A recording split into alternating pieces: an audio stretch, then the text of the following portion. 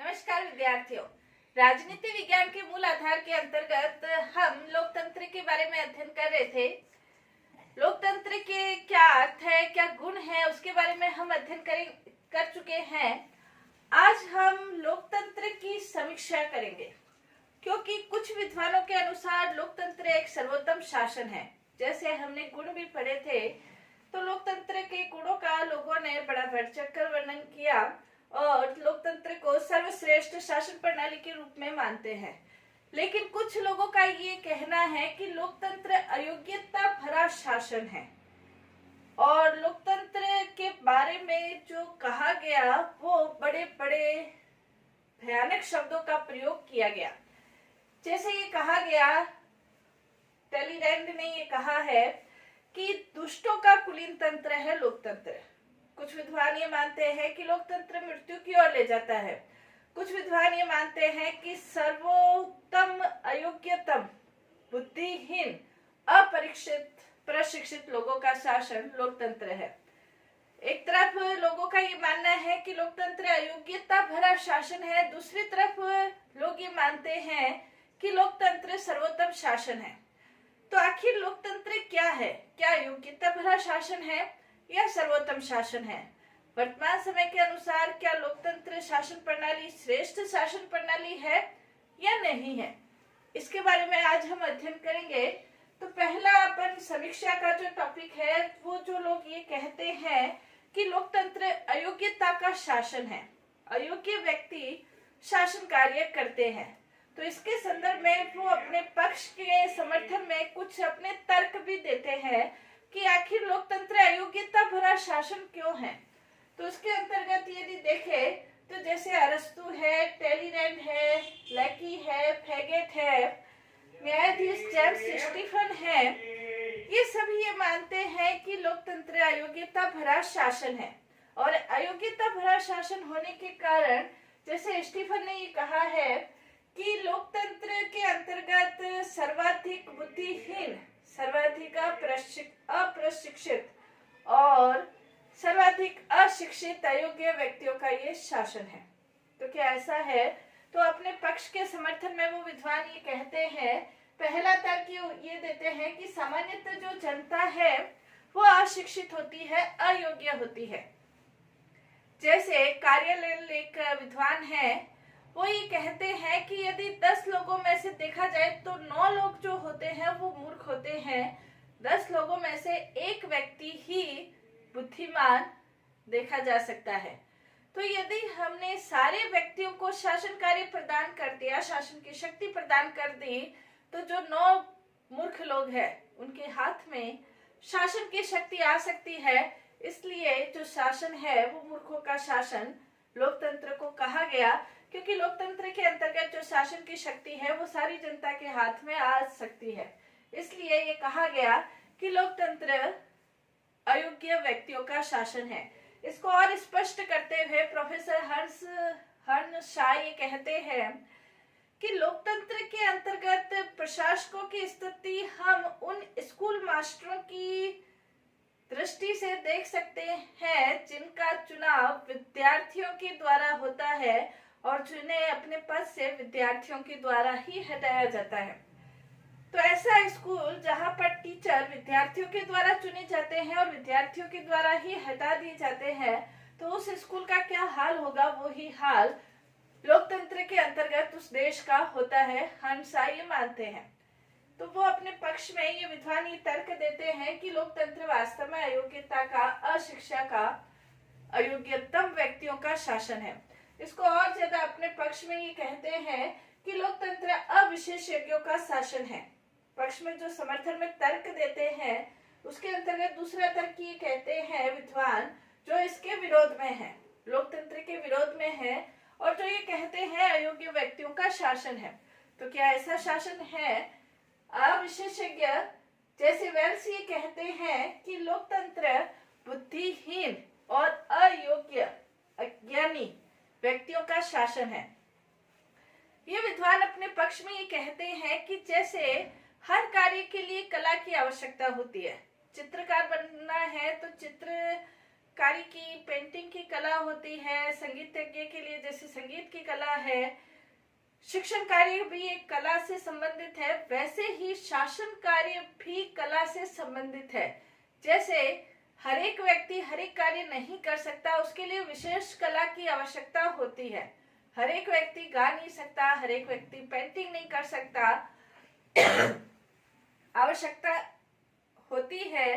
तो इसके अंतर्गत विशेष शासन कार्य के लिए कला की आवश्यकता होती है। ऐसे ही विशेष कला की आवश्यकता होती है, शासन कार्य के लिए भी कला की आवश्यकता होती है। हर एक व्यक्तियों को शासन कार्य का नॉलेज नहीं होता है, और हर एक व्यक्ति यदि शासन कार्य करने लग जाए तो वो शासन श्रेष्ठ शासन नहीं माना जा सकता है। इसीलिए वेल्स ये कहते हैं कि बुद्धिहीन और अज्ञानी व्यक्तियों का शासन है। सारे व्यक्ति शासन कला में पारंगत हो, प्रवीण हो, ये नहीं कहा जा सकता है। और जब सारे व्यक्ति शासन कार्य में प्रवीण नहीं है और उनको शासन कार्य करने का अधिकार देना वास्तव में लोकतंत्र को अयोग्य और बुद्धिहीन व्यक्तियों के हाथ में सौंपने जैसा है। इसके अलावा ये जो विद्वान है ये कहते हैं कि इसके अंतर्गत राजनीतिक दलों का जो कुप्रभाव है उसके कारण भी लोकतंत्र अयोग्यता भरा शासन बन जाता है। राजनीतिक दलों का जो कुप्रभाव है, कहने का तात्पर्य यह है कि लोकतंत्र के अंतर्गत जनता का शासन माना जाता है, लेकिन जनता अपने प्रतिनिधि राजनीतिक दलों के द्वारा ही चुनती है और राजनीतिक दल ही अपने प्रतिनिधि खड़े करते हैं, उनके पक्ष में चुनाव प्रचार करते हैं, उनके पक्ष में प्रचार अभियान करते हैं। और राजनीतिक दलों का जो कुप्रभाव है वो लोकतंत्र के अंतर्गत आ जाता है। राजनीतिक दलों का जो मूल उद्देश्य होता है वो सार्वजनिक हित, जनता का हित, राष्ट्र का हित नहीं होकर बल्कि ये केन प्रकार कैसे भी करके सत्ता प्राप्त करना राजनीतिक दलों का उद्देश्य होता है। और इस उद्देश्य के लिए जो व्यक्ति, समुदाय, संगठन उनको सहायता देते हैं, चुनाव जीतने के बाद राजनीतिक दलों के द्वारा उनको लाभ पहुंचाया जाता है। वो उनको लाभ पहुंचाते हैं, वो उनको लाभ पहुंचाते हैं। इस प्रकार का चक्र चलता रहता है जहां जनता तो बहुत पीछे छूट जाती है। इसलिए कहा गया कि राजनीतिक दलों का जो कुप्रभाव है वो लोकतंत्र को अयोग्य शासन बना देता है, क्योंकि राजनीतिक दल सिर्फ सत्ता प्राप्ति के लिए ही प्रयास करते हैं, इसलिए इसे अयोग्यता भरा शासन कहा गया। नेक्स्ट इसके अंतर्गत योग्य जो व्यक्ति है, जो वास्तव में समाज सेवा करना चाहते हैं, जो वास्तव में देश की सेवा करना चाहते हैं, ऐसे जो योग्य व्यक्ति हैं, योग्य व्यक्ति चुनावों से दूर रहना चाहते हैं। वो चुनाव की भागम भाग, चुनाव के रेलम पेल, प्रचार, शोरगुल, शराबा, एक दूसरे पर आरोप लगाना, प्रत्यारोप लगाना, हिंसा, आंदोलन, इस तरह की व्यवस्थाओं से जो योग्य व्यक्ति है वो दूर रहते हैं। और जब योग्य व्यक्ति दूर रहते हैं वो चुनाव कार्यों में भाग ही नहीं लेते, चुनाव में उम्मीदवार के रूप में खड़े ही नहीं रहते, तो योग्य व्यक्ति तो ऐसे ही उम्मीदवार नहीं बनते हैं, तो उनकी योग्यता लोकतंत्र में आ ही नहीं पाती है। इसलिए ये विद्वान मानते हैं कि योग्य व्यक्ति चुनाव से अलग रहते हैं, इसलिए ये योग्यता का शासन नहीं है, योग्य व्यक्तियों का शासन नहीं है। नेक्स्ट इसके अंतर्गत हम कह सकते हैं कि लोकतंत्र के अंतर्गत जो चुनाव है वो वाकपटु जो लोग हैं उनके द्वारा जीतने के चांस बहुत रहते हैं। ऐसे लोग जो अपनी वाकपटुता के कारण लोगों से बड़े बड़े वायदे करके, उनको बहुत सारे सपने दिखाकर, उनके साथ आत्मीयता का संबंध स्थापित करके ऐसे वाकपटु लोग अपने पक्ष में मतदान करवा लेते हैं। तो ये मानते हैं विद्वान कि ये अयोग्यता का शासन है, क्योंकि वाकपटु जो लोग हैं वो कोई जरूरी नहीं है कि वो योग्य हो और जनता के हित में कार्य करे, लेकिन वो लोगों का माइंड वॉश इस तरह से कर देते हैं कि लोग उनके पक्ष में मतदान करते हैं। इसलिए भी ये कहा जाता है कि लोकतंत्र अयोग्यता का शासन है। नेक्स्ट इसके अंतर्गत कि लोकतंत्र के अंतर्गत जनता विवेक के स्थान पर भावना को ज्यादा महत्व देती है और इसी के कारण उम्मीदवारों के द्वारा, राजनीतिक दलों के द्वारा जनता की भावनाओं को भड़काने का प्रयास भी किया जाता है, चाहे वो जाति के नाम पर हो, चाहे वो धर्म के नाम पर हो, चाहे समुदाय के नाम पर हो, चाहे भाषा के नाम पर हो, क्षेत्र के नाम पर हो, देश के नाम पर हो। जनता की भावनाओं को भड़काकर मतदान की कोशिश करवाई जाती है और जनता, क्योंकि पता है कि जनता विवेक का प्रयोग कम करती है बल्कि भावना में बहकर अपने मतदान का प्रयोग कर लेती है, इसलिए कहा गया कि विवेक के स्थान पर भावना को ज्यादा महत्व दिया जाता है और इसके कारण योग्य व्यक्तियों का चुनाव नहीं हो पाता है। नेक्स्ट इसके अंतर्गत कि लोकतंत्र को अयोग्यता का शासन इसलिए भी कहा गया क्योंकि लोकतंत्र के अंतर्गत जो राजनेता है वो राजनीतिक सफर को एक व्यवसाय बनाने के रूप में लेते हैं। व्यवसाय बनाने की प्रवृत्ति रहती है और व्यवसाय भी ऐसा जो पुश्तैनी व्यवसाय हो, यानी कि खानदान का खानदान राजनीति के अंतर्गत लग जाता है और राजनीति से ही उनका गुजर बसर होती है और राजनीति को व्यवसाय के रूप में लेने के कारण अन्य कोई कार्य करने की इच्छा उनकी नहीं होती है। परिणाम स्वरूप वो किसी भी प्रकार से अपनी सत्ता को बनाए रखना चाहते हैं। इस कारण से भी ये कहा गया कि ये अयोग्यता का शासन है। लेकिन जो विद्वान लोकतंत्र के विपक्ष में अपना जो समर्थन देते हैं और जैसे स्टीफन है, लेकी है, फॉगेट है, वेल्स है, टेरीलैंड है, ये विद्वान लोकतंत्र की बुराई करते हैं, लोकतंत्र को अयोग्यता का शासन कहते हैं।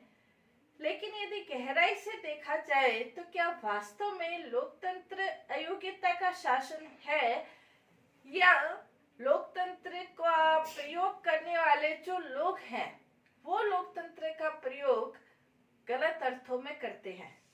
बुराई लोकतंत्र के अंतर्गत है या बुराई लोकतंत्र का प्रयोग करने वाले लोगों के अंतर्गत है? यदि गहराई से देखा जाए तो लोकतंत्र के अंतर्गत बुराई विद्यमान नहीं है, लेकिन लोकतंत्र का प्रयोग करने वाले जो लोग हैं वो लोकतंत्र को गलत अर्थों में लेते हैं और जनता को भी भड़काने की कोशिश करते हैं। तो बुराई लोकतंत्र में नहीं है। लोकतंत्र जो इसके अयोग्यता का शासन नहीं है उसके समर्थन में पक्ष में जो लोग कहते हैं वो ये कहते हैं कि सामान्य जनता जो है वो ज्ञानी है और सामान्य जनता सही निर्णय लेती है, उनमें बुद्धिमत्ता होती है। अपने देश, अपने शासन कार्य के लिए जनता चतुराई पूर्वक, बुद्धिमत्ता पूर्वक निर्णय लेती है। इसीलिए लिंकन ने ये कहा है अब्राहम लिंकन, जिनकी बहुत महत्वपूर्ण कोटेशन लोकतंत्र के बारे में, जनता का जनता के लिए जनता द्वारा शासन, उन्होंने लोकतंत्र को स्पष्ट करते हुए जो ये कहते हैं कि जनता को बेवकूफ बना दिया जाता है, उसको स्पष्ट करते हुए वो ये कहते हैं कि कुछ लोगों को आप कुछ समय के लिए बेवकूफ बना सकते हैं, थोड़े लोगों को, सब लोगों को कुछ समय के लिए बेवकूफ बनाया जा सकता है, कुछ लोगों को सदा के लिए बेवकूफ बनाया जा सकता है, लेकिन सभी लोगों को सदा के लिए बेवकूफ नहीं बनाया जा सकता है।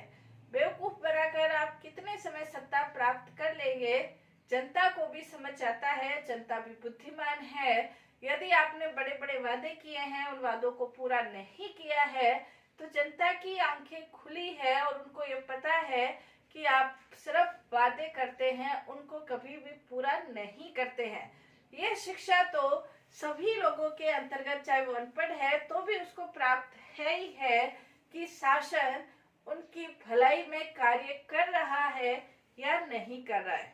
तो इस आधार पर सभी लोगों को, जैसे लिंकन ये कहते हैं, सभी लोगों को सदा के लिए आप बेवकूफ बनाकर नहीं रख सकते। तो सामान्य जनता जो है वो ज्ञानी है। दूसरा, इसके अंतर्गत हम कह सकते हैं कि शासन हर कार्य करने के लिए विशेषज्ञों की आवश्यकता है, कला की आवश्यकता होती है। शासन का भी, जैसे विद्वान ये कहते हैं, कला के संदर्भ में है और सभी लोगों के द्वारा ये कला का कार्य नहीं किया जा सकता है। तो कहने का तात्पर्य यह है कि शासन का जो कार्य है सभी लोगों के द्वारा शासन कार्य किया भी नहीं जाता है, क्योंकि शासन का जो कार्य है वो विशेषज्ञों के द्वारा ही किया जाता है। जनता के जो प्रतिनिधि है वो दो तरह की कार्यपालिका है, एक अस्थायी और एक स्थायी कार्यपालिका। स्थायी कार्यपालिका के अंतर्गत हम कह सकते हैं कि जो स्थायी कर्मचारी है, सरकारी कर्मचारी है, वास्तविक प्रशासन तो उनके द्वारा ही किया जाता है, यानी कि विशेषज्ञों के द्वारा ही किया जाता है।